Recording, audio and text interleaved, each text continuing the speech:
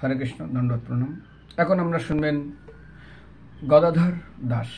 এই গদাধর দাস অত্যন্ত মহান ভক্ত ছিলেন। শুধু ভক্ত না, তিনি মহাপ্রভু অত্যন্ত প্রিয় পার্ষদ ছিলেন। শুধু পার্ষদ না, তার মতন এত উন্নত ভক্ত সচরাচর চোখে দেখা যায় না। গদাধর দাস একটা নিত্যানন্দের অত্যন্ত প্রিয় পার্ষদ ছিলেন, মহাপ্রভু অত্যন্ত কৃপালু ছিলেন। দ্বিতীয়ত ভক্ত বিরহ কত কঠিন হতে পারে এই গদাধর দাসের জীবনে দেখবেন। শুধু তাই না, ভগবত ভক্তদের প্রচার করার জন্য কতটা উদ্গ্রীব হওয়া উচিত এবং ভগবত ভক্তদের প্রচার করাটা, ভগবানের বাণী প্রচার করাটা কতটা ইম্পর্টেন্ট সেটাও জানবেন। দ্বিতীয়ত এই গদাধর দাস তিনি কত শক্তিশালী ভক্ত ছিলেন, যে যবনের নাম শুনে লোক আতঙ্কে কাঁপত, তার কাছে গিয়ে তিনি কিভাবে কৃষ্ণ ভক্তি প্রচার করলেন। Purity of the force. Prabhupada বলছেন প্রচারের গতি হলো আপনার শুদ্ধতা। এই কয়েকটা বিষয় এই গদাধরের জীবনে আপনারা শ্রবণ করবেন। সেই জন্য এই গদাধর দাস বেশি দূর না, পাশেই আড়িয়াদহ, সেখানে তিনি বাস করতেন। এবং তার আগে গদাধর তিনি মায়াপুরী থাকতেন। যখন মহাপ্রভু তিনি বিশেষ করে সংকীর্তন যজ্ঞ শুরু করলেন মায়াপুরী নবদ্বীপে, তখন গদাধর দাস এখানেই অবস্থান করতেন। এরপরে গদাধর দাস মহাপ্রভু যখন সন্ন্যাস নিয়ে চলে যান, তিনি পুরীধামে চলে যায়। এরপরে পুরীধাম থেকে মহাপ্রভু আবার আদেশ দেয় নিত্যানন্দ প্রভুকে গৌড়দেশ প্রচারের জন্য। আবার এই গদাধর দাস নিত্যানন্দের সঙ্গে প্রচারের জন্য তিনি পানিহাটিতে চলে আসেন। তো সেই জন্য গদাধর দাসের জীবনের কয়েকটা উন্নত শিক্ষা আমাদের প্রত্যেকটা ভক্তের দরকার। আর আড়িয়াদহ সেই স্থান যেখানে গদাধরের শ্রী বিগ্রহ গোপাল মূর্তি এখনো অবস্থান করছেন এবং যে বিগ্রহকে নিয়ে নিত্যানন্দ প্রভু স্বয়ং বুকে করে নৃত্য করেছিলেন। নিত্যানন্দ প্রভু এই গদাধর দাসের গৃহে তিনি দানকেলি লীলা নাটক করেছিলেন। আর এই গদাধর দাস দেখিয়েছিলেন তিনি কত দুঃসাহসিক এবং কিভাবে ভগবানের নাম যেন তেন প্রকারণে কৃষ্ণ নাম তারা কিভাবে নিয়েছিলেন। মহাপ্রভু বলছিলেন যারে দেখো তারে কহো। এই যারে দেখো তারে কহো এই উপদেশ বিশেষ করে নিত্যানন্দ প্রভুর জীবনে আমরা দেখি তিনি কিভাবে সেটাকে পালন করলেন। আজকে দেখুন নিত্যানন্দ প্রভু বলছে যারে দেখো তারে কহে দন্তে তৃণ ধরি। তিনি হাতে দাঁতে ঘাস নিতেন, নিয়ে দণ্ডবত প্রণাম করতেন, করে আঁচল পেতে দিন আমাকে কিনে নাও। তোমাকে কি করে কিনে নেব? আগে কৃতদাস ব্যবস্থা ছিল না, তুমি শুধু একবার গৌরাঙ্গের নাম করো, রাধা কৃষ্ণ আমার হরিবল বলো, আমি তোমার কাছে বিকৃত হয়ে যাব। ভগবান কৃষ্ণ কিভাবে বিকৃত হয়ে যায় আমরা সবাই জানি। তুলসী দলমাত্র জলস্য চুলো কেন বা বিকৃতি সমাত্মানম ভক্ত চ ভক্ত বৎসল। ভগবান জল তুলসী দেন যে জন, তার ঋণ শোধিতে কৃষ্ণ করেন চিন্তন, তবে আত্মা বেচি করে ঋণের শোধন। ভগবান নিজেকে বিক্রি করে দেয়, আমি কি করে ওর থেকে মুক্ত হব। ঠিক সেরকমই আজ এই লীলা আমরা শ্রবণ করব। বিশেষ করে গদাধর দাসের অশেষ প্রচারের মহিমা, তিনি প্রচারের জন্য কতটা উদ্গ্রীব ছিলেন এবং নিত্যানন্দ প্রভুকে মহাপ্রভু এই প্রচারের জন্য কি উপদেশ দান করলেন এবং কত বিনয়ভাবে নিত্যানন্দের কাছে প্রার্থনা করলেন বৈষ্ণব পরদুঃখে দুঃখী। আর এই পরদুঃখে দুঃখীর উজ্জ্বল দৃষ্টান্ত হলো মহাপ্রভু। কে গো তুমি কাঙাল বেশে দেশ বিদেশে ঘুরে বেড়াও, সে যে বড় ব্যথার ব্যথি নয়ন জলে বুক বসে। কি দুঃখ, চোখ দিয়ে তাকে ঝরঝর করে জল পড়ছে। জমি যদি কেউ চলে যায়, হেরে যায়, মামলায় হেরে যায়, পুত্র মারা যায়, কোনো কিছু অপমান করে, কোনো কিছু অসুবিধা হয়ে যায়, কেউ মারা যায়, লোক কান্না করে। কিন্তু ইনি এই ব্যক্তি, তিনি এমন কি মহাপ্রভুর কি অভাব ছিল যে ইনি কান্না করছেন। তো এখন আমরা ক্রমান্বয়ে গদাধর দাসের মহিমা শ্রবণ করব। সবাই মনোযোগ সহকারে শ্রবণ করবেন। হরে কৃষ্ণ। গদাধর দাস তিনি নিত্যানন্দ প্রভুর পার্শ্বত্ব ছিলেন। তার সঙ্গে তিনি আড়িয়াদহ একদম গঙ্গার তীরে আমি কয়েকবার গেছি এবং তার শ্রী বিগ্রহ আমি দর্শন করেছি। গঙ্গার তীরে থাকতেন এবং মহাপ্রভু যখন নীলাচলে থাকতেন তখন তার সাথে থাকতেন। এবং নীলাচল থেকে মহাপ্রভু হরিনাম প্রচারের জন্য কাকে আদেশ দেন? নিত্যানন্দ প্রভুকে। এবং সেই প্রচারে আদেশ পেয়ে গদাধর নিত্যানন্দের সঙ্গে চলে আসেন। কি সেই আদেশ ছিল? খুব মনোযোগ সহকারে আপনারা শ্রবণ করবেন, আমি একটু শোনাবো সেই আদেশটা। হরে কৃষ্ণ। মহাপ্রভু একদিন নিত্যানন্দ প্রভুকে জগন্নাথ দর্শন করার পরে খুব সুন্দরভাবে নিত্যানন্দকে নিয়ে তার ঘরে গেলেন এবং খুব ভালোভাবে বসিয়ে তিনি বলছেন, একদিন শ্রী গৌরহরি বিরলে নিতাই লইয়া হাতে ধরি বসাইলা। হাত ধরে খুব যত্ন সহকারে বসালেন। মধুর কথা কন ধীরে ধীরে, জীবের সদাই হইয়া হরিনাম লহ গিয়া যাহ ভাই। নিতাই সুরধ্বনি তীরে, হে নিতাই তুমি গৌর দেশে যাও, সুরধ্বনি দেশে যাও। যখনই বলেছিলেন তখন বললেন, না না আমি যাব না। বলে, তুমি যাবে না মানে? আরে আমি কিসের জন্য, আমি আপনাকে ছেড়ে এক পাও যাব না। বলছে, শোনো নিতাই, আজ আমরা কিসের জন্য এই জগতে এসেছি? জীবকে উদ্ধার করার জন্য না। কোনো ভিখারি প্রচুর, কোনো একজন ক্ষুধার্ত ব্যক্তি খুব ক্ষুধার্ত, তাকে ক্ষুধা খাওয়া না খাওয়ে তুমি যদি খুব পেট ভরে রেখেছে তাকে খাওয়ানোটা বেশি মহত্বপূর্ণ। বলে না, ক্ষুধার্ত ব্যক্তিকে খাওয়ালে সে বেশি তৃপ্ত হবে। অত্যন্ত জল পিপাসক্ত, বুক ফেটেছে, তাকে জল দেওয়া ভালো না যার জল পাওয়ার ইচ্ছা নেই তাকে দেওয়া ভালো? বলে না, ঠিক সেরকম শোনো, আলো সেখানেই দরকার যেখানে অন্ধকার। তো হে নিতাই আমি, বলে না না প্রভু, আমি আপনাকে ছেড়ে যাব না। মহাপ্রভু, আমি আমার নামের সংকল্প নিয়ে বলছি তোমাকে যেতে হবে। প্রভু কয়ে, নিত্যানন্দ সবজীব হইল অন্ধ, কেহ তো না পাইল হরিনাম। এই নিবেদন তোমার, এই নিবেদন করছে, এই নিবেদন তরে নয়ন দেখিবে যাবে, কৃপা করে লও কৃষ্ণ নাম। তুমি কৃপা করে তাকে কৃষ্ণ নাম লও।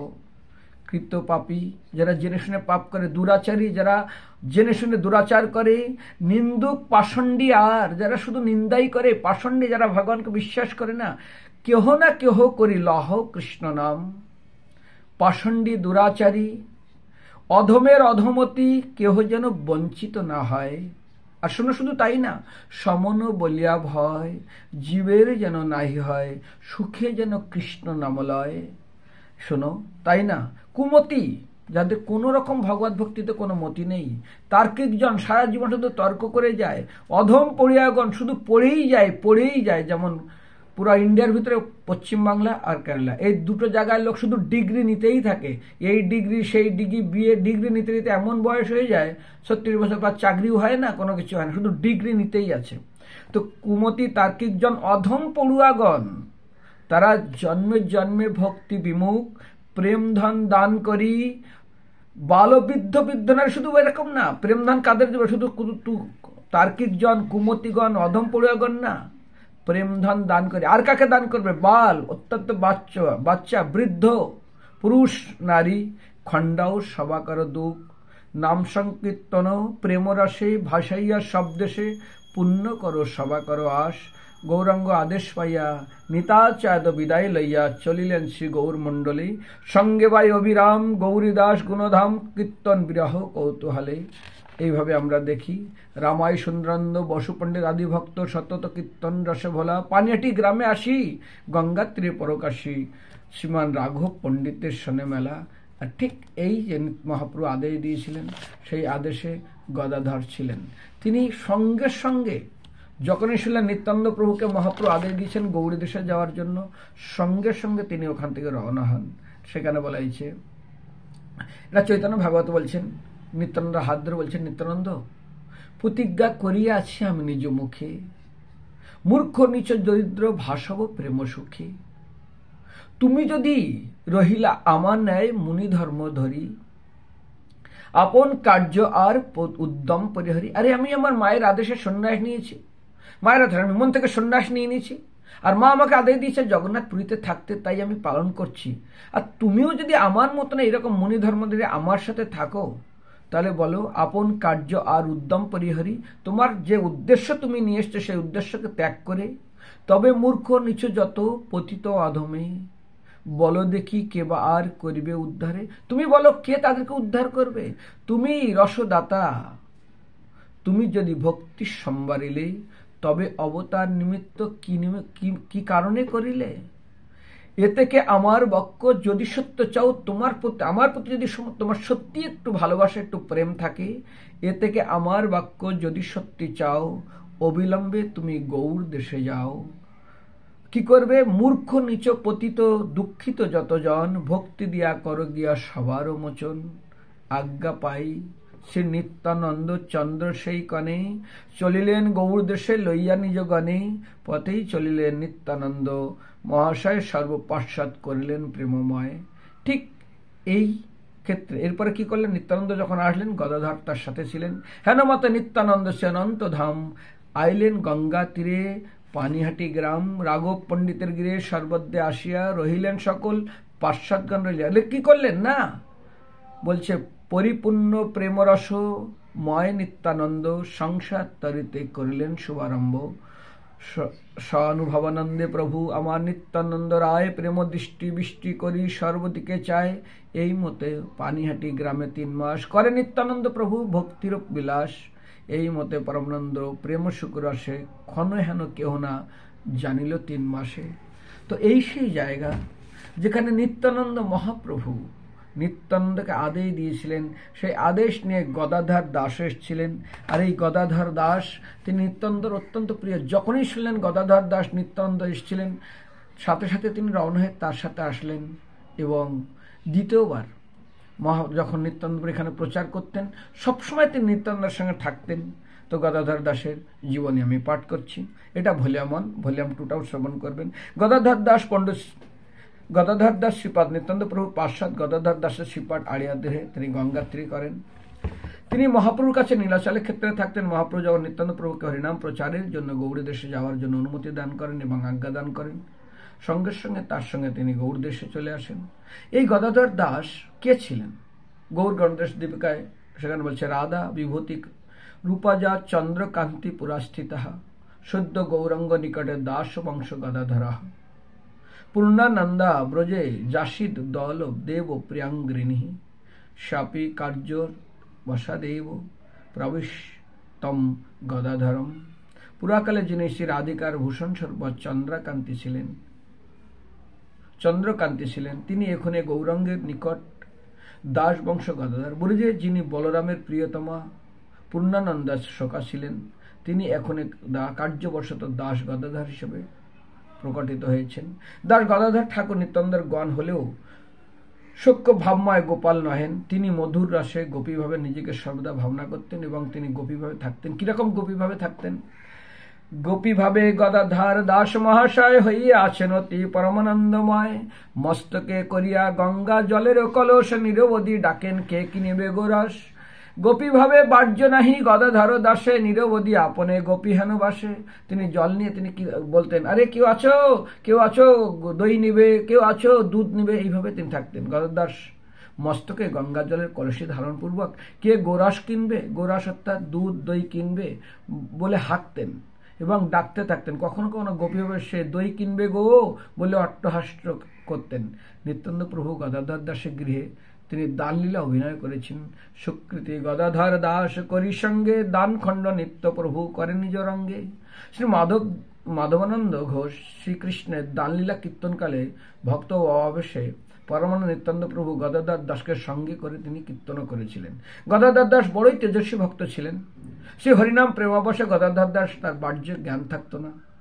একদিন গদাধর দাস প্রেমোন্মত্ত চিত্তে হরি সংকীর্তন করতে করতে যমন রাজার গৃহে উঠলেন। যমন কাজীর গৃহে এলেন। কামারহাটি বা আড়িয়াদে ওই যমন কাজীর গৃহ। কাজী হিন্দু বিদ্বেষী, 1, 2 ভয়ঙ্কর এবং দুর্বার, এবং তিনি প্রাণ নিতে পর্যন্ত কোনো হিন্দুদের ধর্মানুগত দূরের কথা জবরদস্তি তাদের ধর্মান্তরিত করতেন। এমন করে যারা ধর্মান্তর না হতে তাদের প্রাণ পর্যন্ত নিয়ে নিতেন। শ্রী হরিনাম কীর্তনের প্রতি কাজী সর্বদাই দেশভাব পোষণ করতেন। আর যদি হরিনাম করতেন সেখানে কাজী অত্যন্ত বিদ্বেষপরায়ণ, অত্যন্ত অত্যাচার এবং অত্যাচারও করতেন। সেটা বর্ণনা চৈতন্য ভাগবত বলছেন, সেই গ্রামে কাজী আসে পরম দুর্বার কীর্তনের প্রতি দেশ করে অপর। অর্থাৎ কীর্তন শুনতেই তার মাথা খারাপ, যেমন ভূতের মুখে নাম। দেখুন, যে ভগবানের নাম তব কথামৃতম তপ্ত জীবনম, তপ্ত জীবনকে শান্ত করে সেই ভগবানের নাম যখন শিশুপাল শুধু দেখলেন ভগবানকে জ্বলে উঠলেন আগুনের মতন। কংস, শিশুপাল, জরাসিন্ধু। আর চিন্তা করুন ভগবানের নামে কোথায় সন্তাপ দূরে যাবে, তাদের আরো সন্তাপ বেড়ে গেল, তারা অসুস্বভাবপন্ন। এখানে বলেছেন সেই গ্রামে কাজী আসে পরম দুর্বার কীর্তনের প্রতি দেশ করে অপর। মানে একটা না, অনেক রকম ভাবে তিনি বাধা দেওয়ার চেষ্টা করেন। পরমানন্দে মত্ত গদাধর মহাশয় নিশা ভাগে গেলা সেই কাজীর আলায়। একদিন সন্ধ্যাবেলা তিনি কাজীর গৃহে গিয়ে উপস্থিত হলেন। যে কাজীর ভয়ে লোক পালায় অন্তরে নির্ভয়ে চলিলা নিশা ভাগ তার ঘরে। যে কাজের নাম শুনেই লোক পালিয়ে যেত, যদি এই রাস্তায় কাজী আসছে তখন লোকেই পালিয়ে যেত, আর তার ঘরে একাই চলে গেলেন রাত্রে। যে কাজের দেখলে লোক পালায়ন করে লুকাইতে সেই কাজীর গিয়ে নির্ভয়ে দাস গদাধর পরমানন্দে মত্ত হয়ে রাত্রিকালে উচ্চস্বরে হরিনাম করতে করতে গমন করলেন। দাস গদার কীর্তনে কাজী ক্রোধ ভরে ঘরের ভিতর থেকে শুনেই স্তম্ভিত হল এবং দাস গদার গম্ভীরভাবে বললেন। গদাধর বলে, আরে কাজী বেটা কোথা, ঝাট কৃষ্ণ বল নাহি চণ্ডী এই মাথা। এই কাজী বাইরা, হরিনাম কর, বল হরি বল। যদি হরি বল না বলিস না, এই মুহূর্তে তোর মুন্ডু একদম টেনে ছিঁড়ে ফেলে দেবো। কাজী বলছে, হিন্দু ফকির আমার মুন্ডু ছিঁড়ে ফেলার জন্য এত সাহস?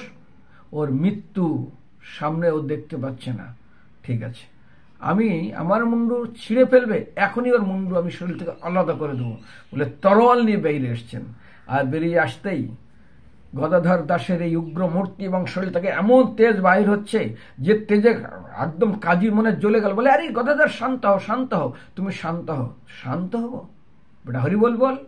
হরি বল বলবো। কিন্তু কাজীর এমন তেজ এবং গদাধরের এত মূর্তি এবং তার সমস্ত অঙ্গ জ্বলে পড়ে যাচ্ছে, স্তব্ধ। কাজী মানে একদম কিছু বলতে পারছে না, আতঙ্ক হয়ে গেছে। আরে গদাধর, গদাধর শান্ত হও, প্লিজ শান্ত হও, হরি বল বলো। আরে হরি বল বলবো, হ্যাঁ হরি বল বলো। সারা জগতের লোক মহাপ্রভু উদ্ধার করছেন হরি বল বলে, তুমি কেন বঞ্চিত? হরি বল বল বলে উদ্ধার হয়ে যায়। আরে কাজী বলছে, আজ তুমি শান্ত, কাল ঘরে যাও। পণ্ডিত, হে গদাধর দাস, কাল ঘরে যাও। আমি হরি বল অবশ্যই বলবো, আমি হরি বল কথা দিলাম বলবো, আমি হরি বল বলবো, কাল যাও। এইভাবে অনেকবার যখন এই কাজী গদাধরকে বললেন, তুমি শান্ত হও, তোমার তেজ আমি সহ্য করতে পারছি না, আমি হরিবল বলবোই। গদাধর বললেন, যা, তোর উদ্ধার হয়ে গেল, তুই অনেকবার হরিবল বলেছিস। সেখানে বলেছেন, গদাধরের ডাক শুনতেই ক্রোধে অগ্নিশর্মা হয়ে যেমন কাজী ঘরে বাইরে এলেন। গদাধরের দিব্যমূর্তি দেখে কাজীর বদন মণ্ডল সূক্ষ্মভাব ধারণ করলো, ক্রোধ প্রমোষিত হলো। যেমন কাজী বললেন, গদার তুমি এখন এখানে কেন? গদাধর বললেন, তোমার সাথে কিছু কথা আছে। কাজী বললেন, আমার সাথে কি কথা আছে? গদাধর বললেন, শ্রীকৃষ্ণ চৈতন্য আবির্ভূত হয়ে আপমর জনসাধারণকে হরিনাম দিচ্ছেন, সেই মধুর হরিনাম তুমি নাও এবং আজ তুমি উদ্ধার হয়ে যাও। আমি তোমাকে হরিনাম বলাতে এসেছি, তোমার সমস্ত পাপ থেকে তুমি মুক্ত হবে এবং তুমি উদ্ধার হয়ে যাও। গদাধরের কথা শুনে কাজী কিংকর্তব্য বিমূঢ়, কি করব না করব। তারপর কাজী বললেন, হাসি বলে কাজী শুনো দাস গদাধর, কালী বলাম হরি আজ যাও ঘর। এই কথা শুনে বললেন, আচ্ছা কালকে তুমি হরি বলবে, আজকে বলবে না? ঠিক আগে আমি বর্ণনা করলাম, দুই রকম বর্ণনা করা আছে। কাজী তার তেজ তাপ কিছু দেখে তিনি শুধু হরিবল বলতেই ছিলেন, আমি হরিবল বলবো, কালকে হরিবল বলবো। এইভাবে তিনি কাজীকে উদ্ধার করলেন। একদা ভ্রমণ করতে করতে এই গদাধর দাস কাটোয়ায় চলে যান। ওই সময় মহাপ্রভু এই জগৎ থেকে নেই। নিত্যানন্দ প্রভু ধীরে ধীরে তিনি এই জগৎ থেকে চলে গেছেন এবং সেই বিরহ বেদনা তিনি সহ্য করতে পারছেন না। যেমন বৈষ্ণবে সেখানে বলা হয়েছে, বিশেষ করে বৈষ্ণব বিরহ হলো এই জগতের সবচেয়ে শ্রেষ্ঠ বিরহ। যেমন একটা মায়ের একটা সন্তান, সে যদি অসময়ে চলে যায়, মা তাকে কত কষ্ট পায়। তাতে বিধবা মার সন্তান, যে বিধবা মা ওই সন্তানকেই কেন্দ্র করেই জীবন ধারণ করে আছে, তাহলে কত কষ্ট হতে পারে। দেখুন, এর পরের ভলিউমে আমরা শুনবেন ভক্ত বিরহ কত কঠিন যন্ত্রণা এবং ভক্তের বিরহকে কিভাবে কঠিনভাবে সহ্য করেন। হরে কৃষ্ণ।